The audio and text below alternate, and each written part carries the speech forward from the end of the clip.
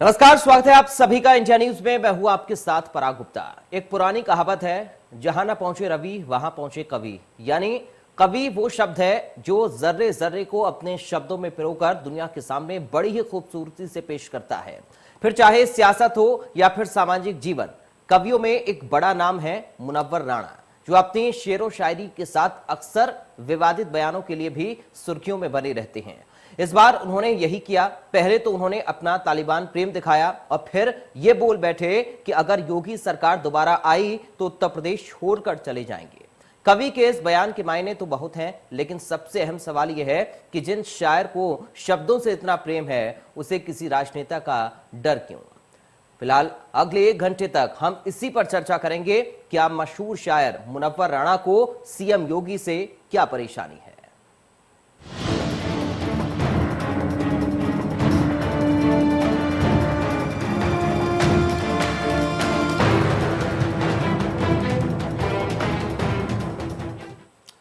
तो आज सवाल यही है कि उत्तर प्रदेश में आखिर क्या परेशानी शायर मुनव्वर राणा को है, क्योंकि जिस तरीके से उन्होंने शेर और शायरी से अपना नाम रोशन किया, उत्तर प्रदेश का नाम रोशन किया, और आज क्यों तालिबान प्रेम शायर मुनव्वर राणा का नजर आ रहा है? क्यों अपनी जुबान चलाने से पहले, क्यों कुछ बोलने से पहले शायर मुनव्वर राणा नहीं सोच रहे हैं, और क्यों उन्होंने इस तरीके का बयान दिया है? सवाल यही, आज चर्चा इसी पर हम करेंगे। और उत्तर प्रदेश में आखिर किस बात की परेशानी मुनव्वर राणा को है? क्या डर लगता है उत्तर प्रदेश में उन्हें? किस बात का डर लगता है, ये भी आज जानने की हम कोशिश करेंगे। हमारे साथ कुछ खास मेहमान भी जुड़ेंगे, जिनसे सीधा आपका हम परिचय कराएंगे अब से कुछ ही देर में। और इस पर आज चर्चा होगी कि आखिर क्यों ये तालिबान प्रेम दिखा रही हैं शायर मुनव्वर राणा, और क्यों उन्होंने ये कहा कि अगर एक बार फिर से योगी आदित्यनाथ की सरकार उत्तर प्रदेश में बनती है तो फिर उत्तर प्रदेश वो छोड़कर चले जाएंगे। तो आज चर्चा इसी मुद्दे पर हम करेंगे, क्यों शायर मुनव्वर राणा ने इस तरीके का बयान दिया है, और क्यों तालिबान का प्रेम उनकी जुबान से निकलता हुआ नजर आया, और क्यों उत्तर प्रदेश में मुनव्वर राणा को दिक्कत है, किस बात की परेशानी है। मुनव्वर राणा की ओर से ये कहा गया है कि अगर उत्तर प्रदेश में एक बार फिर से योगी आदित्यनाथ की सरकार बनती है तो वो यूपी को छोड़ देंगे। इसके बाद लगातार बीजेपी के नेताओं की प्रतिक्रिया भी सामने आई, लेकिन अब उनके एक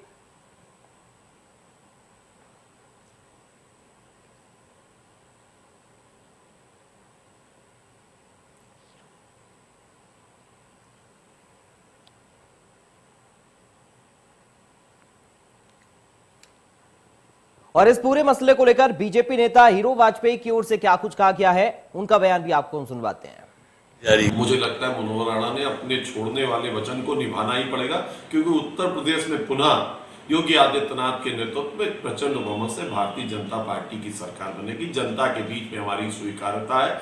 इस कोरोना आपदा काल में हम जनता के बीच रहे, हमारी योजनाएं जनता के लिए थी। हमने कोई vote bank caste creed religion पे नहीं बनाया, हमने एक लाभार्थी वोट बैंक बनाया। जनता की योजनाएं जन तक पहुंची, वो लोग हमको वोट करेंगे, और हमें पूर्ण विश्वास है जनता का आशीर्वाद फिर योगी आदित्यनाथ के साथ है। उनके नेतृत्व में सरकार बनेगी और मुनव्वर राणा का ये वचन जरूर पूरा होगा जो उन्होंने जनता के सामने दिया है कि वो ये प्रदेश छोड़ देंगे। मुझे लगता है उन्हें ये देश छोड़ देना चाहिए, और जहां उनको सहूलियत लगती हो, अगर उन्हें लगता है कि तालिबान उनके सच्चे हमदर्द है, तो वहीं जाकर क्यों नहीं रह लेते। भारत सरकार से जल्दी वीजा का आवेदन वो कर देना चाहिए उन्हें। तो सरकारें जारी करती हैं, बयान तो मुख्यमंत्री जारी करते हैं, बयान तो प्रधानमंत्री जारी करते हैं।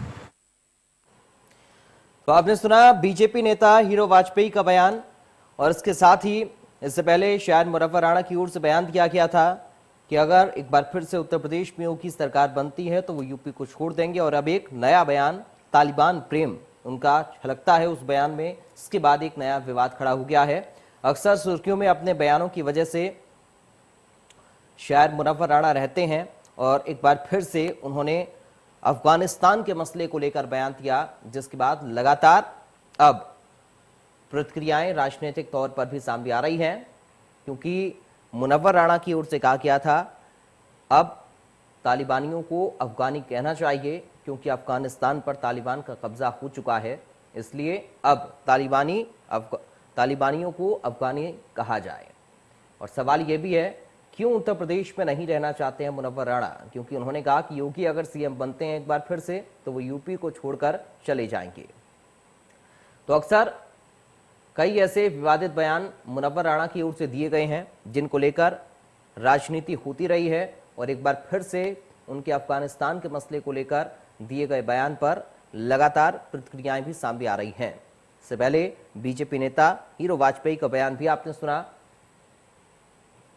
तो एक के बाद एक लगातार प्रतिक्रियाएं इस मसले पर सामने आ रही हैं, और इसी बीच जब शायर मुनव्वर राणा का बयान सामने आया तो सबसे ज्यादा सुर्खियां उन्होंने एक बार फिर से अपने बयानों की वजह से बटोरी हैं।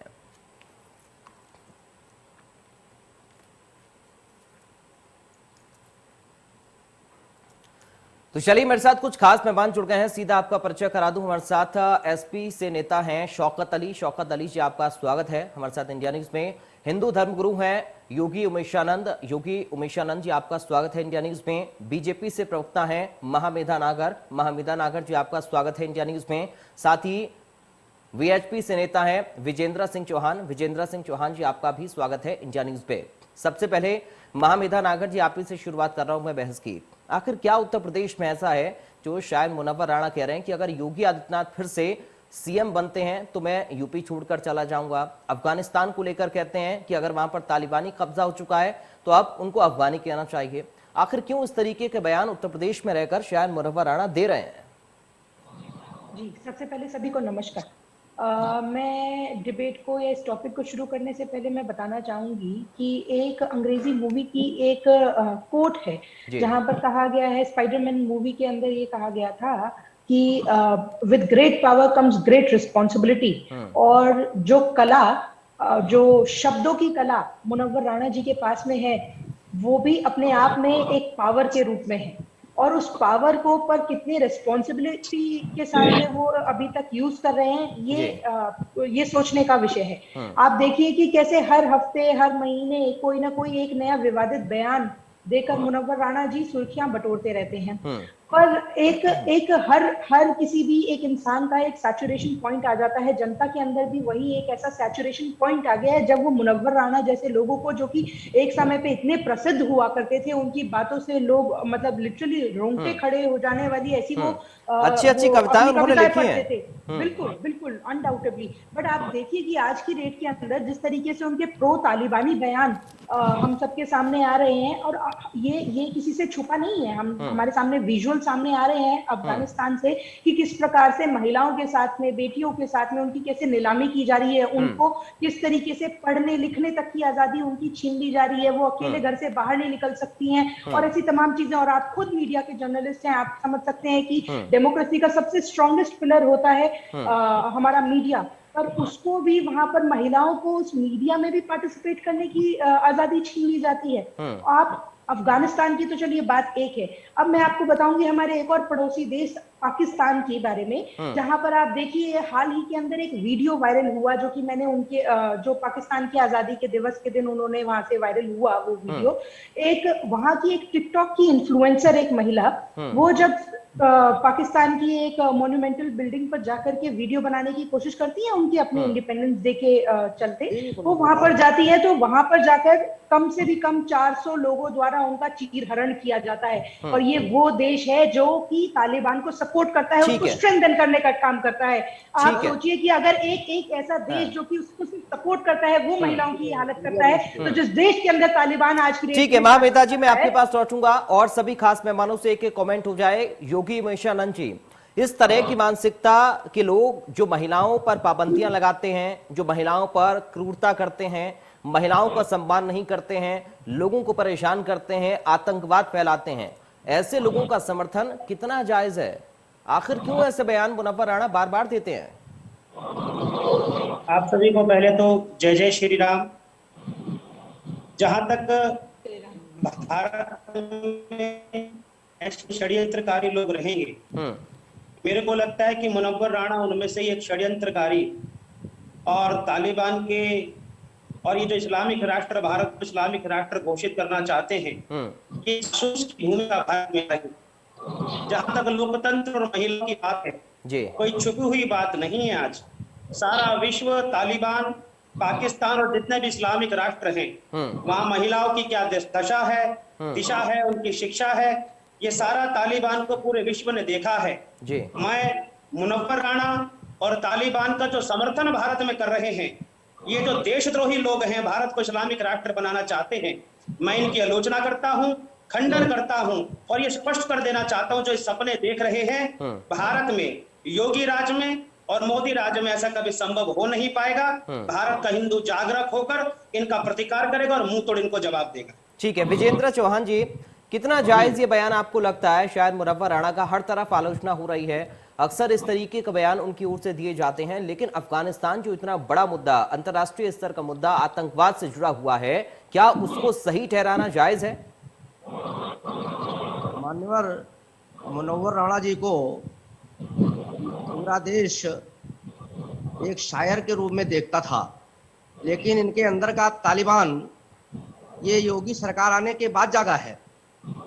ये योगी हटाओ, निजाम मुस्तफा लाओ, शरिया लाओ, भाईचारा बढ़ाओ, यूपी को तालिबान बनाओ, ये सपना देख रहे हैं मुनव्वर राणा जी।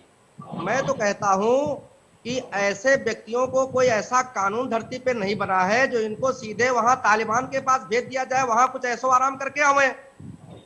और ऐसे नहीं, मैं तो उत्तर प्रदेश सरकार से, माननीय योगी आदित्यनाथ जी से ये मांग करता, विश्व हिंदू परिषद ये मांग करता है कि जहां ये मुनव्वर राणा जैसी नर्सरी, जहां पे ये आपका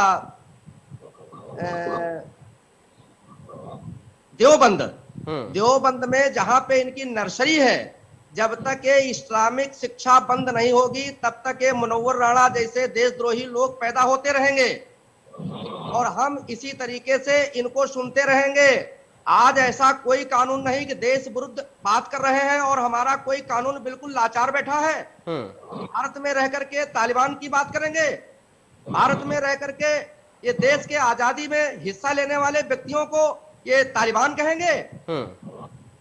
जितने भी लोग इस देश की आजादी में रहे, अभी आपने उनको सुना होगा, जो सांसद महोदय थे वर्क जी, वो कहते थे जितने देश को आजाद कराया वो सब तालिबान है। इसका मतलब गांधी जी भी तालिबान है, पटेल जी भी तालिबान है, जितने भी देश में आजाद हुए वो सब तालिबान थे। ठीक है, अरे इनको ये पता होना चाहिए तालिबान की संस्कृति क्या है।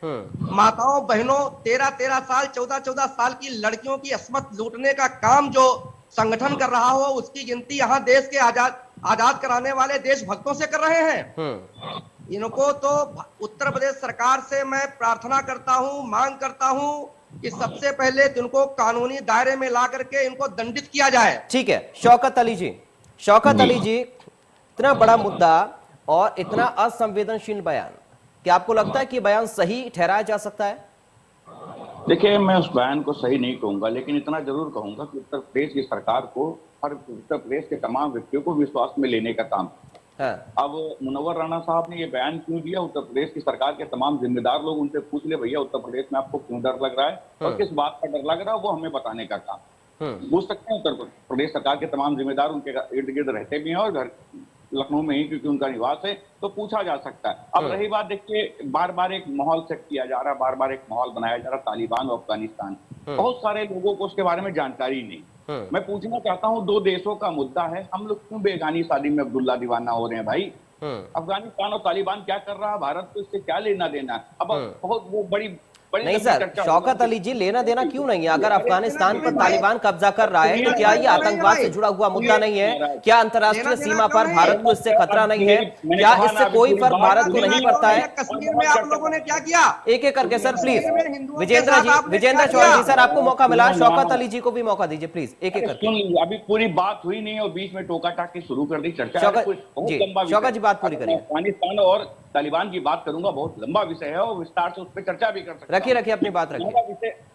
हमारा विषय वो नहीं है। हमारा विषय है उत्तर प्रदेश की जनता में यदि अविश्वास है तो उनको विश्वास में लाने के लिए उत्तर प्रदेश की सरकार क्या कर रही है, और जो लोग ऐसा बयान दे रहे हैं उनसे उत्तर प्रदेश सरकार के लोग जामे जिम्मेदार लोग हैं। उत्तर प्रदेश में पुलिस है, उत्तर प्रदेश में योगी सरकार के तमाम मंत्रिमंडल के लोग हैं, वो लोग जाए भैया भैया हमको ये बता दीजिए कि अगर आपको उत्तर प्रदेश में डर लग रहा है तो किस बात का डर लग रहा है, ये बता दीजिए, बात खत्म हो जाएगी। इसमें इतना बड़ा प्रोपेगेंडा तैयार करने की आवश्यकता नहीं है, क्योंकि हाँ एक बड़े शायर हैं, उनकी बात का मैसेज बहुत दूर तक जाता है तो चर्चा लाजमी हो जाती। अब रही बात अफगानिस्तान और तालिबान की बात करेंगे, देखिए वो पूरा एक माइंडसेट प्लान है।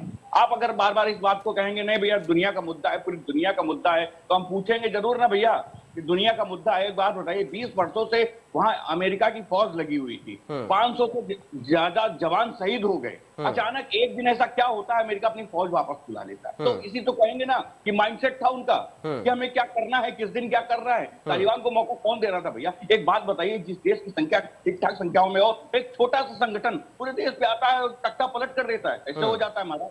ये कोई सपना है क्या? कोई आके कहे कि भारत में 133 करोड़ की आबादी और 15,000 लोग आके कह रहे हैं हम भारत का तख्ता पलट कर देंगे, क्या बच्चों वाली बातें कर रहे हैं भाई साहब? क्यों डरा रहे हैं भारत को? और बार बार एक भारत में माहौल बनाया जा रहा है कि मुसलमान तालिबानी हो गए हैं, अब भारत में भी तख्ता पलट हो जाएगा। अरे महाराज कौन सी दुनिया में जी रहे हैं आप लोग? क्यों भारत के लोगों को गुमराह कर रहे हैं? 15% मुसलमान पूरे भारत का तख्ता पलट किए दे रहे हैं, क्यों लोगों को हिंदू मुसलमान का माहौल? नहीं, ये हिंदू मुसलमान का मुद्दा नहीं है, ये आतंकवाद से जुड़ा हुआ मुद्दा है, और आतंकवाद किसी धर्म से जुड़ा हुआ नहीं होता है। और ये किसने बयान दिया सर कि मुसलमान तालिबानी हो गए हैं? शौकत अली जी, ये इस तरह की बातें ना करें, ये प्लीज पैनल में इस तरह की बातें ना करें, इससे दर्शकों का माइंड डाइवर्ट होता है, लोग भड़कते हैं, इस तरह के बयान ना दें, ठीक है। लेकिन आपने कहा कि अमेरिका ने अपनी, अचानक से क्या हो गया कि अमेरिका लगातार 20 सालों से रक्षा कर रहा था, लगातार सेनाएं पड़ी हुई थी, तो फिर अचानक से क्या हुआ? सवाल तो अमेरिका पर भी उठ रहे हैं ना, लेकिन सवाल यह है कि अगर इस तरीके का बयान हिंदुस्तान में रहकर कोई दे तो क्या ये जायज है? मैं तो कह रहा हूं, उसका खंडन कर रहा हूं, मैं निंदा करता हूं इनके बयानों की। एक बात बताइए, मैं तो ये भी कहता हूं कि उत्तर प्रदेश फिर बर्क साहब के बयान पर भी खंडन करिए आप। मैं बिल्कुल, वो खंडन हुआ है, उसका वीडियो जारी हुआ है, पार्टी ने भी जारी किया है वीडियो, पार्टी ने भी कहा है कि उनका निजी बयान है, उनके खिलाफ। तो ऐसे लोगों को फिर पार्टी में आपको रखना ही नहीं चाहिए ना।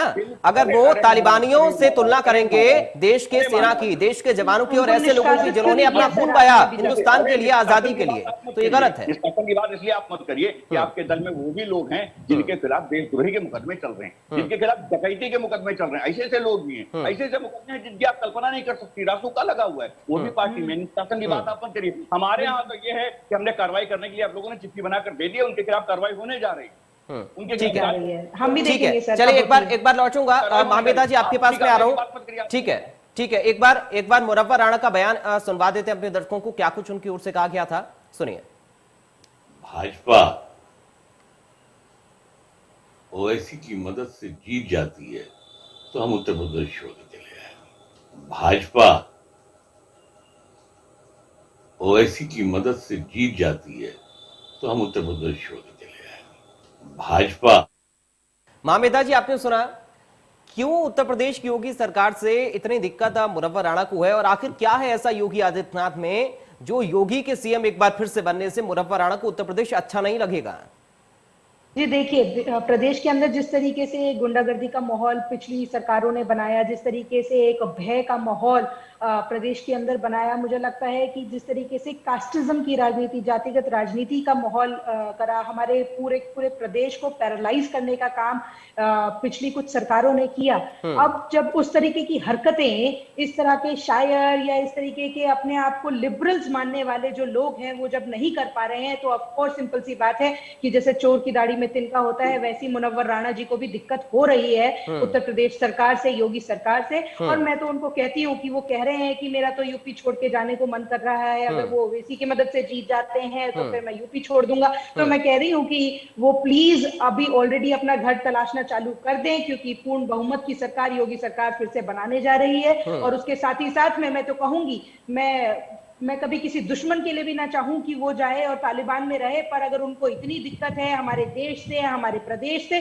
तो वो प्लीज जाएं। जिनकी वो तारीफ करते हैं, जिनको वो सपोर्ट करते हैं, जिनको वो मुबारकबाद करते हैं, तो प्लीज जाएं और जाकर के प्लीज अपने पूरे परिवार के साथ में प्लीज जाकर के अफगानिस्तान शिफ्ट हो सकते। ठीक है विजेंद्र जी, योगी जी आपके पास आऊंगा, क्योंकि सरकार को लेकर और चुनाव को लेकर बयान यहाँ पर महामेदा जी ने दिया, इसको लेकर शौकत अली जी छोटा सा कमेंट आपसे मैं चाहूंगा। सरकार बनने का दावा इस बार बीजेपी कर रही है और इस तरीके की बयानबाजियां अगर सामने आ रही हैं तो बीजेपी के नेता कह रहे हैं कि अपना ठिकाना तलाश लें अब। देखिए, बड़ी निंदनीय चीज है। प्रेस का एक व्यक्ति, मतलब महान व्यक्ति, ये कहता है किसी देश में रह के तमाम लोग कहते रहे। अगर कोई व्यक्ति ये कह दे कि हमको देश में असुरक्षा का माहौल लग रहा है, मान लीजिए आज मुनव्वर राणा साहब ने कहा, इसलिए भारतीय जनता पार्टी को एकदम ढोलकी पीटने लगी। अगर ये बात किसी आम नागरिक ने कही होती कि मुझे उत्तर प्रदेश में आज भय का माहौल लग रहा है, मुझे उत्तर प्रदेश में आज डर लगा, क्या भारतीय जनता पार्टी के लोग तब भी यही कहते हैं कि भैया ऐसा उत्तर प्रदेश छोड़ के चले जाइए? अगर मान लीजिए उदाहरण के तौर पर मैं कह देता हूँ कि कोई सामान्य नागरिक ने कह दिया होता या हिंदू धर्म के लोगों ने कह दिया, तब तो बिल्कुल मैं इस बात की आपको गारंटी देती हूँ शौकत भाई, आप मेरी बात सुनिए। शौकत जी, आप मेरी बात सुनिए। मैं बड़ी विनम्रता के साथ में, बड़े अदब के साथ में मैं आपको बताना चाहूंगी कि अगर किसी सामान्य व्यक्ति ने ये बात कही होती तो उत्तर प्रदेश सरकार नहीं खुद, ठीक है सर शौकत जी, मैं बोल रही हूँ योगी जी खुद जाकर के उस समस्या का निवारण करते, पर क्योंकि हम यहाँ पर बात करें मुनव्वर राणा की, मुनव्वर राणा जी जो हर हफ्ते ठीक है। माँ बेटा जी, एक बार योगी जी से कहिए ना, बैठकर बातचीत तो करें, राणा साहब से पूछें क्या दिक्कत है उनसे, आखिर क्यों बीजेपी सरकार से इतनी दिक्कत उनको हो रही है, क्या परेशानी है, क्यों इतना डर उत्तर प्रदेश के अंदर लग रहा है और क्या। ठीक है सर, ठीक है, प्लीज ठीक है, प्लीज मामेदा जी, शौकत अली जी, सर हो गया, प्लीज बाकी लोग हैं। योगी जी, योगी उमेशानंद जी, क्या जितनी आजादी बोलने की भारत के अंदर है, क्या इतनी आजादी अफगानिस्तान में लोगों को होगी? जो वहां से लोग भाग रहे हैं और जो लोग प्लेन के पहियों में छिपकर आना चाहते हैं भारत और गिरकर उनकी मौत हो जाती है, लेकिन तालिबानियों की गोली से वो लोग नहीं मरना चाहते हैं। क्या इतनी आजादी भारत के अलावा कहीं और है? और हम बोलकर भारत के अंदर ये कहते हैं कि बोलने की आजादी नहीं है।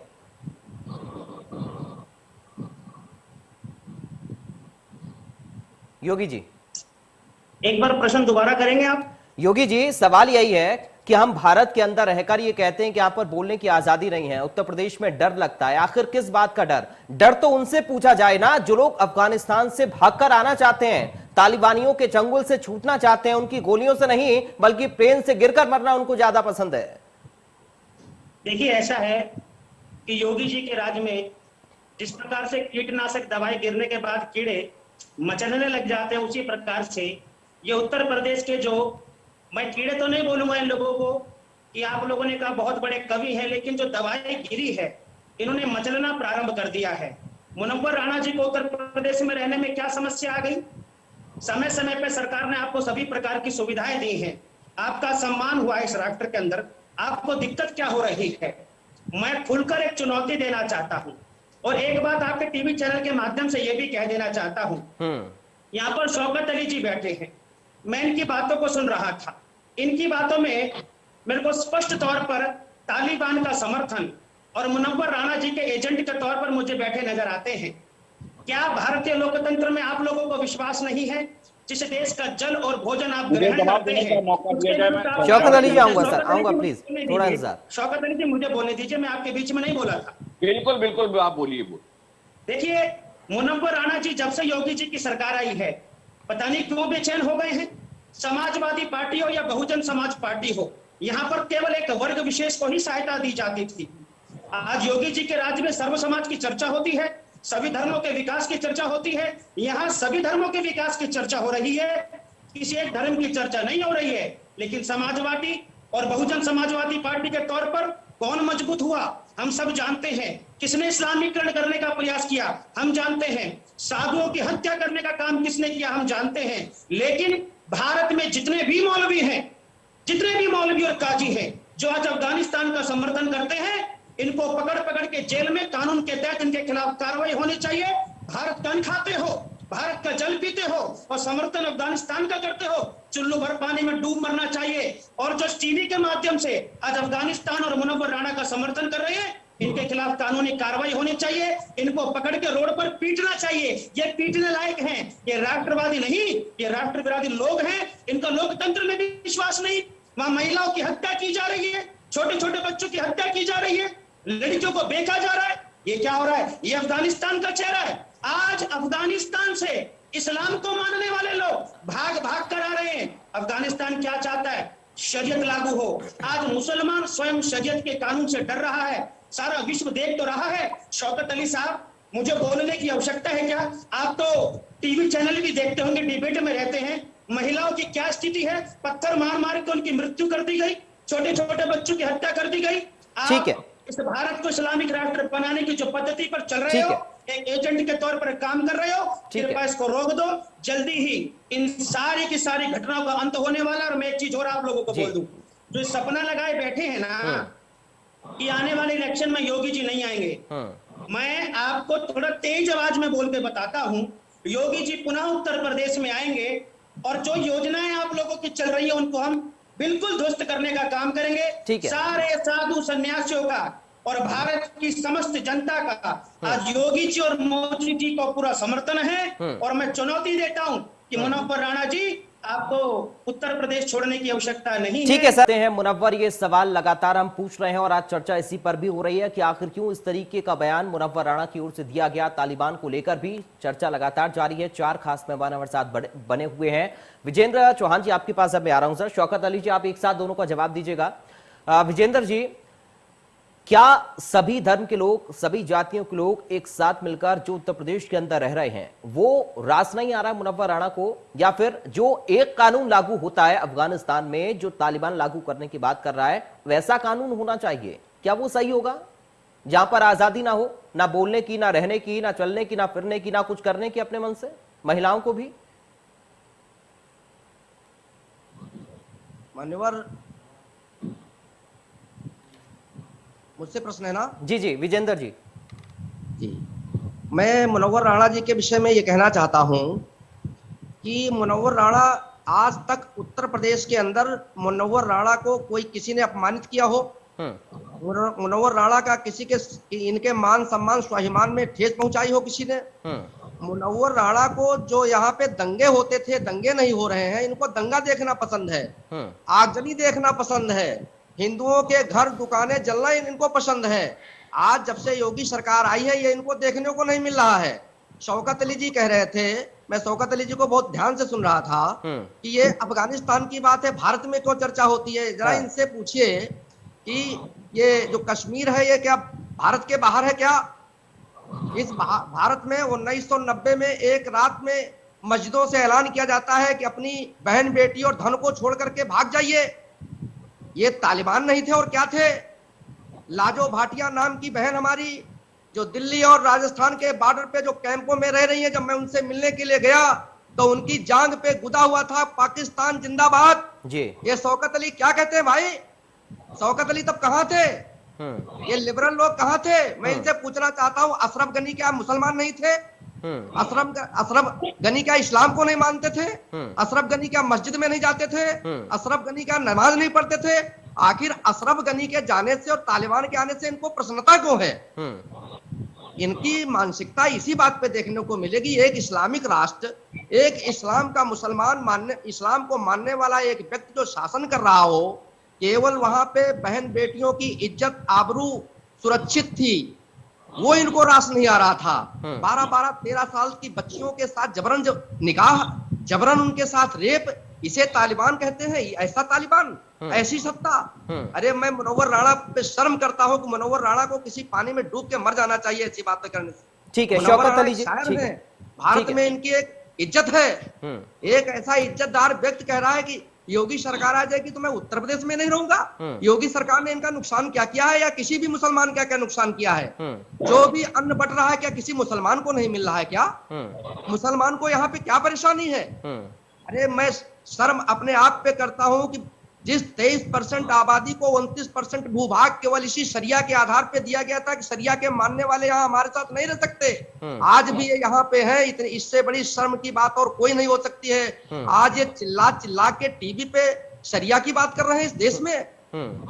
इस देश को धर्मशाला बनाने का कार्य। ठीक है, अब जवाब ले लेते हैं। शौकत जी दोनों की बात का जवाब देना चाह रहे हैं, योगी जी की बात का भी और आपकी बात का भी। शौकत अली जी, कैसी सत्ता होनी चाहिए बताइए? मुनव्वर राणा कैसी सत्ता चाहते हैं?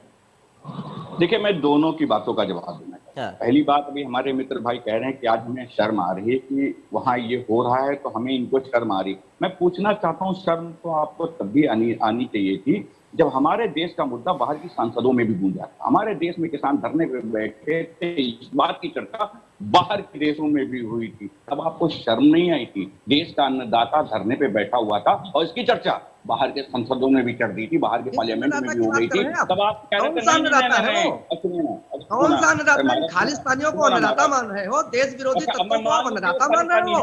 आपके अनुसार वो खालिस्तानी है, आप इसको ऑथराइज बयान देते हैं, आप लिख के दे दीजिए ये देश तोड़ने वाले के मंत्री और एजेंट है ये। एक एक करके प्लीज एक बार जवाब ले लें शौकत अली जी से, उसके बाद आऊंगा आपके मीटिंग पास। कर रहे हैं। ठीक है, सुनिए ना, अगर चौहान साहब प्लीज तो लीजिए सर, प्लीज आपने अपना सच उगल दिया, चलिए टीवी चैनल पे आपने अपना सच उगल दिया कि देश बोलिए सर। शौकत अली जी अपनी बात पूरी करिए प्लीज। अरे मैं किसान हूँ, मैं ठीक है चौहान साहब ठीक है सर, बीच में नहीं प्लीज। अरे नकली किसान थोड़ा ध्यान रखो यार। मेरे जहाँ पे मैं जिले में रह रहा हूँ, जिले में किसी किसान को कोई आपत्ति नहीं भाई। टीवी चैनल पे आके बैठे अपना थोड़ा धैर्यपूर्वक सुनो ना, पेशेंस का हो जाता है आपका। और शौकत जी अपनी बात रखिए सर प्लीज। चौहान साहब सुन लीजिए सर प्लीज बात करिए शौकत जी, मैं आपको अच्छी तरीके से सुन रहा हूँ। चौहान साहब अपनी बारी का इंतजार करिए प्लीज सर। शौकत जी अपनी बात रखिए सर प्लीज, समय बर्बाद ना करिए प्लीज, प्लीज अपनी बात पूरी करिए। महंत जी अभी बहुत सारी बातों का ज्ञान दे रहे थे। महंत जी की जो भाषा थी वो एक नम्र पूर्वक भाषा होती है, उनसे लोग दीक्षा शिक्षा लेते हैं। महंत जब, क्योंकि सनातन धर्म का अगवा होता है, लोग उनके चिन्हों पे चलते हैं। अब वो महाराज हमको ये ज्ञान दे रहे थे कि उनके सरकार में, अरे महाराज आप कहाँ थे जब लखनऊ में 2 महंतों की हत्या हो गई? आपका गुस्सा नहीं जागा?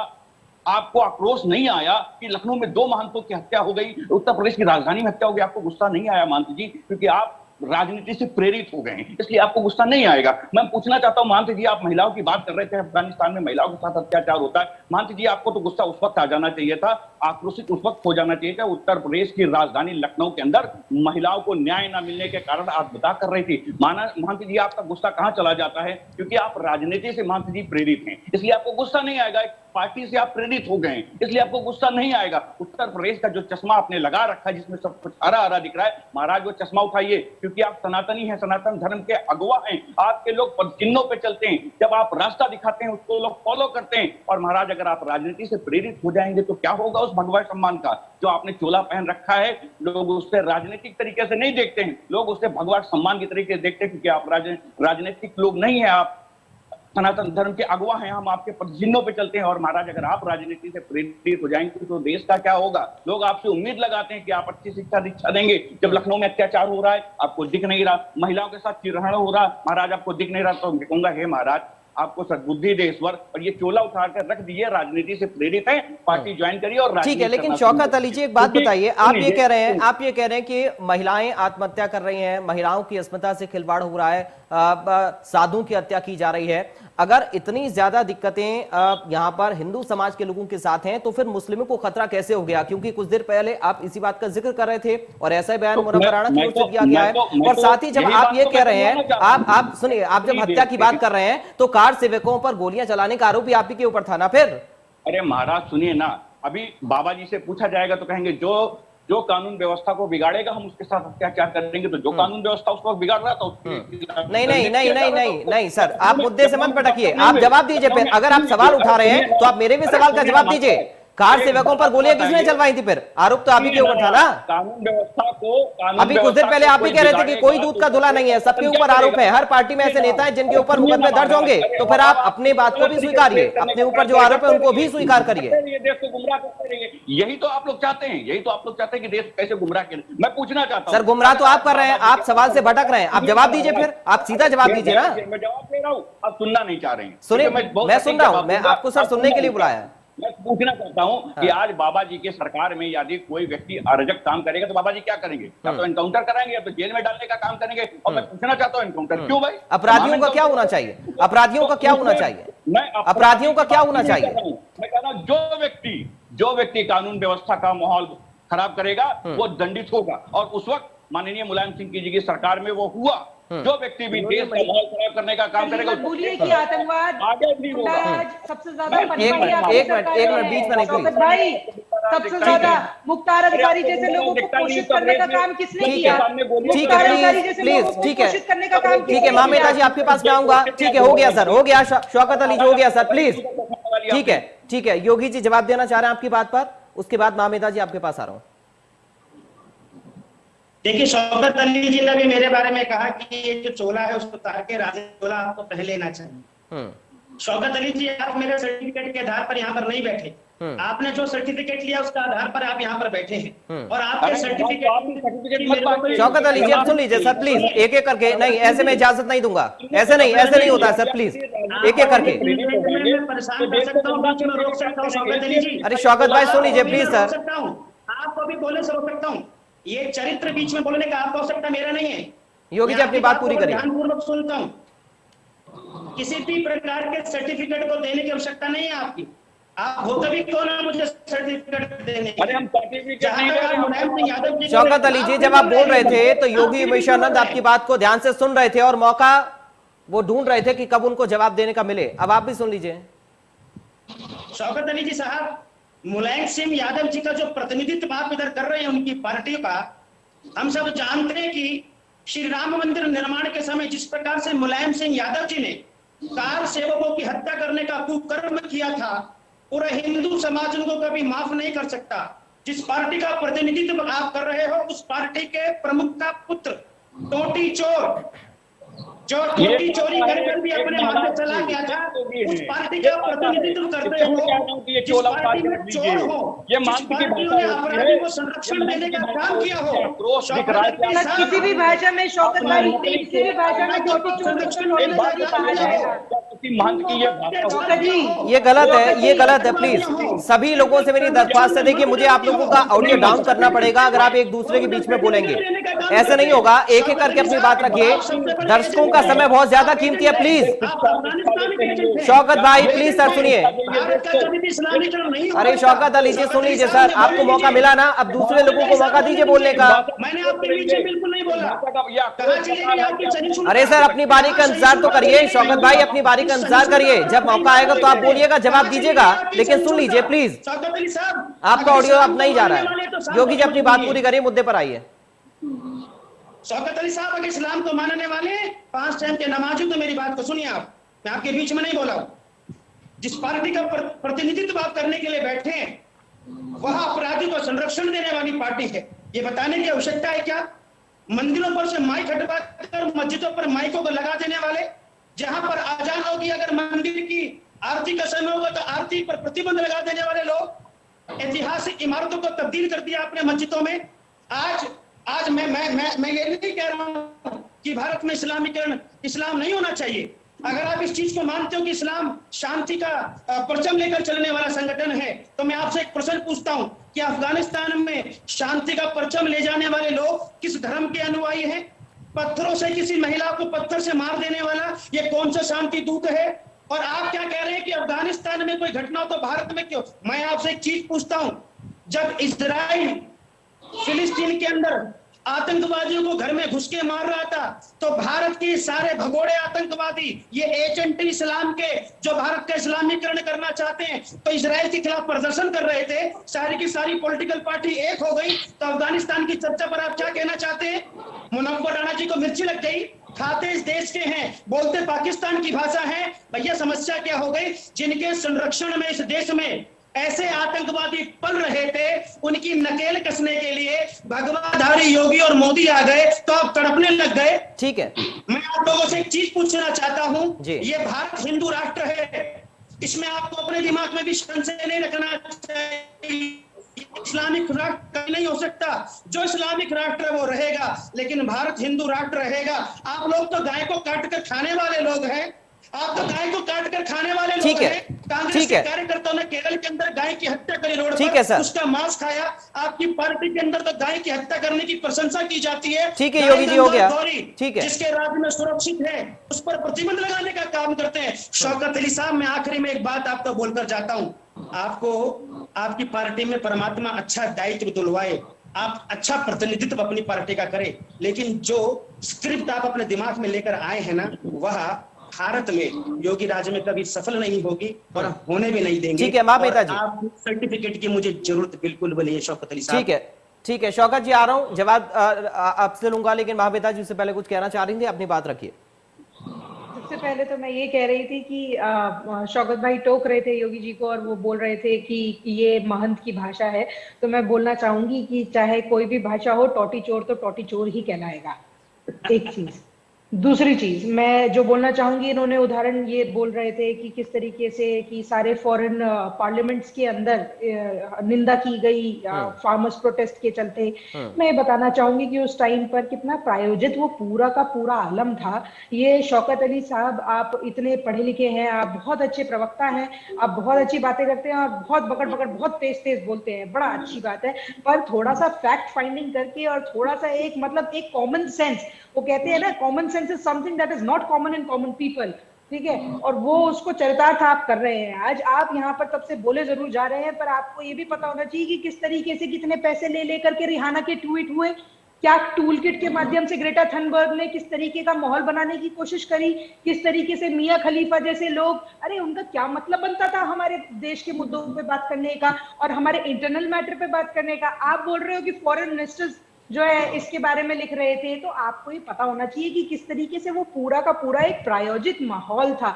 आप जैसे पढ़े लिखे व्यक्ति यहाँ पर एक नेशनल चैनल के डिबेट पर बैठ करके इस तरह की बातों को कोट करते हुए बिल्कुल आपको शोभा नहीं देता है। ठीक है, जवाब दीजिए शौकत भाई। उसमें एक बात और मैं जोड़ना चाहूंगा, राकेश टिकैत ने खुद कहा था कि ये तो मुद्दा यूएन में उठना चाहिए। राकेश टिकैत साहब ने यह भी कहा था कि हमने भारतीय जनता पार्टी को वोट दिया, हमने उन पर विश्वास किया, शायद भारतीय जनता पार्टी के लोग भूल गए। ये तो विश्वास से उनकी बात सुन के ले एक बार फिर। महाराज अब आप बीच में मैं ध्यानपूर्वक सुन रहा था अभी, अब आप बीच में टोक रहे हैं। नहीं बोलिए, बातें उन्होंने तो ये भी कहा था, चौहान साहब आ रहा हूं सर, थोड़ा प्लीज 2 मिनट में। उन्होंने तो ये भी कहा था कि एक नेता है वो अगर हमारे मंच तक आ जाए तो ये धरना भी समाप्त हो जाएगा। क्यों नहीं गए भैया, क्यों पैरों में बेड़ियां डलवा दी है भारतीय जनता पार्टी के लोगों ने उनके उस नेता को, जिस नेता को इनवाइट कर रहे हैं कि इससे पहले भी जब धरने हुए हम लोगों ने उनसे बात की, धरना समाप्त हो गया। खुद देश के प्रधानमंत्री ने भी कह दिया था एक फोन कॉल की दूरी है। अब भारतीय जनता पार्टी के लोग नैरेटिव सेट करते हैं, माहौल बनाते हैं कि नहीं महाराज वो तो खालिस्तानी, अरे तो फिर भैया बैठक काय कर रहे थे, 11 बार किनके साथ बैठक की, वो भी तो किसान। ठीक है, आप किसानों से बड़ी आगे, ठीक है। हाँ देखिए वो खुद कहते हैं कि हमने देश के लोगों पे विश्वास किया और आज देश के लोग कर रहे हैं। और भारतीय जनता पार्टी तो माहौल चाहती है कि किसी तरह के गुमराह करके लोगों को नैरेटिव सेट कर दिया जाए, कि कैसे माइंडसेट बना दिया जाए कि हिंदू मुसलमान होता रहे। मैं पूछना चाहता हूँ, नहीं हिंदू मुसलमान कौन कर रहा है सर? ऐसे कौन लोग हैं जो हिंदू मुसलमान कर रहे हैं? ऐसे वही लोग हैं ना जो बयान दे रहे हैं। मैं उत्तर ना तो हमने हिंदू किया ना हमने मुसलमान किया, पर मैंने ये जरूर देखा है कैसे कुछ चंनिंदा पार्टियों को अचानक से राम याद आ गए, कैसे उनको अचानक से ब्राह्मण याद आ गए। ठीक है, मुनव्वर राणा जी समाजवादी पार्टी में इसलिए चर्चा हो रही है क्या? मुनव्वर राणा जी एक शायर हैं, इसलिए चर्चा कर रहे हैं आप। मैं पूछना चाहता हूं उत्तर प्रदेश के तमाम लोगों से, भारतीय जनता पार्टी के लोगों से सवाल किया उत्तर प्रदेश के लोगों ने, मैं आज वो सवाल दोहरा देता हूं। मैं पूछना चाहता हूं उत्तर प्रदेश की सड़कें आज जो है बार बार महिलाएं आत्मदाह कर दी, उत्तर प्रदेश के लोगों को क्या क्या भय, इस चीज से भय नहीं लगता? महिला होने के नाते आपको भी भय लगता होगा कहीं ना कहीं? लगता था, बिल्कुल लगता था। जब समाजवादी की सरकार थी तब लगता था। मैं खुद एक कॉलेज की स्टूडेंट थी, गाजियाबाद से दिल्ली जाया करती थी। सुनिए, आपने मुझको मेरे जेंडर पे टारगेट, देखिए आप मुद्दे से भटक रहे हैं आप लोग, मैं आपको जरूर बताऊंगा। ऐसे नहीं, मुद्दे से भटक रहे हैं प्लीज। ठीक है, सुनिए, अब बार बार कहा जाता है कि उत्तर प्रदेश असुरक्षित नहीं। मैं तो कहूंगा वो बहनें जो इनको न्याय नहीं मिला, तमाम जिलों से उत्तर प्रदेश के यहाँ तक आई और आत्मदाह कर लिया। क्यों किया भाई? उनको शौक नहीं लगा था, उन बहनों को न्याय नहीं मिल रहा था। और आप बार बार सुरक्षा को लेकर बात करते हैं, कहाँ लोग सुरक्षित हैं? उत्तर प्रदेश की न्याय तो तब भी नहीं मिल रहा था ना जब 3 तलाक देकर महिला को घर से बाहर निकाल दिया जाता था। न्याय तो तब भी नहीं मिल रहा था जब हलाला के लिए उसको मजबूर किया जाता था। न्याय तो तब भी नहीं मिल रहा था ना। ठीक है, खैर आप मुद्दे से भटकिए मत प्लीज।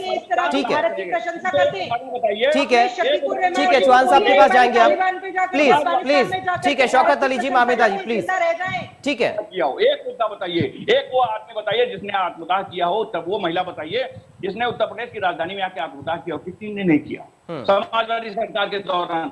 और हम लोगों ने डायरेक्ट दिया था, आज भी काम कर रहा है। योगी सरकार ने भले ही बंद किया हो, महिलाओं की बात हो, पुरुषों की बात हो। और जब आप बात करते हैं ना सुरक्षा की, तो महाराज ये उत्तर प्रदेश है जिसमें जज के सामने गोलियां मारी गई। इसी उत्तर प्रदेश में, इसी उत्तर प्रदेश की राजधानी में गैंगवॉर हुआ है। इसी उत्तर प्रदेश में जेलों में हत्याएं हुई। कहा जाता है उत्तर प्रदेश में एकदम सिर्फ अभी नहीं हुआ, पहले भी हुआ है।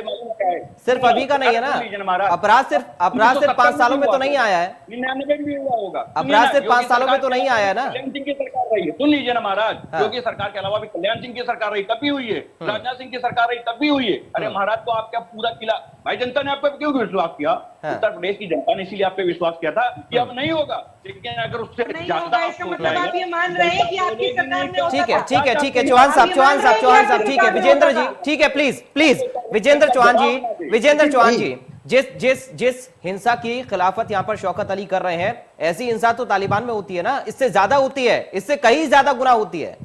ये माहौल सेट हो रहा है, तालिबान चर्चा यहाँ की होनी चाहिए। माहौल सेट तो आप कर रहे हैं सर, माहौल सेट तो आप लोग कर रहे हैं और ऐसे बयानों का समर्थन करके कर रहे हैं। आप एक माहौल सेट करना चाहते हैं। कौन माहौल सेट कर रहा है सर? माहौल सेट कौन कर रहा है? जो बयान दे रहे हैं वो माहौल सेट कर रहे हैं। आपकी गलती नहीं है, आजकल चलन चल रहा है किसी तरह। शौकत अली जी, आप कितना भी समर्थन करिए, उसको जायज नहीं ठहराया जा सकता है। शौकत अली जी, कितना भी समर्थन करिए, जायज नहीं है मुनव्वर राणा का बयान, फिर कह रहा हूं मैं। ठीक है, चौहान साहब अपनी बात रखिए प्लीज। शौकत भाई आपकी बात हो गई सर, अब इंतजार करिए, समय कम है, प्लीज चौहान साहब। उनको विश्वास में लिया जाए, लेकिन इन लोगों से कहा जाता है कि आप उत्तर प्रदेश छोड़ के चले जाइए। अरे महाराज, क्या उन लोगों ने आपको? अरे शौकत भाई, अभी थोड़ी देर पहले आप कह रहे थे, अभी थोड़ी देर पहले आप सफाई दे रहे थे मुनव्वर राणा के बयान पर, अब आप कह रहे हैं कि नहीं। ठीक है सर, अपनी बारी के अनुसार करिए। चौहान साहब को सुन लीजिए।